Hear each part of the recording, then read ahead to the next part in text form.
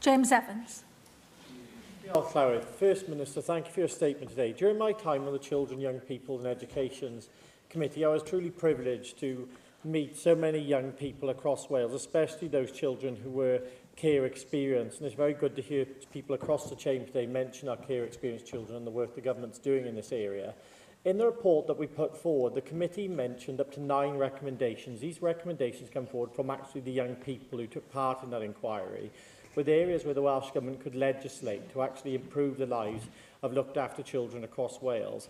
On top of what the government is doing, can you outline anywhere where the government could potentially legislate in the future to improve the lives of our young people right away across Wales? And on top of that, First Minister, I also look forward to working with you and one of your ministers, Jane Bryant, here on the development of my mental health standards of care bill. Thank you for the comments. On future opportunities, we do take seriously reports that are provided for by our scrutiny and policy committees.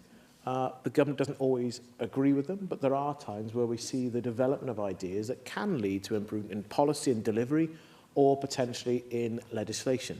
I'm talking today about the legislative programme we have as opposed to what might take place at the end of this term, and of course parties will have their own manifestos for the future. So there isn't a closed mind to what the future can bring, but we have a set period of capacity within the rest of this term.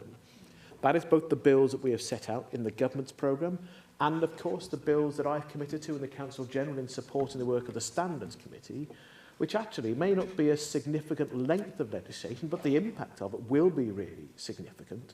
So the consultation and getting that right, I think, is really important. And it's an area we can see it's not the length of the bill that is the issue, it's making sure we get things right in the legislation and the guidance that will need to come after that as well. And I do look forward to continuing the constructive conversation we have had on the legislation the member wants to take forward. With the UK government that has just been elected, with manifesto commitments to revise mental health legislation, which is welcome, I look forward to seeing if there is a practical area to make progress with the member with the area he's chosen, and I know he continues to have constructive conversations with Jane Bryant, which I am properly supportive of.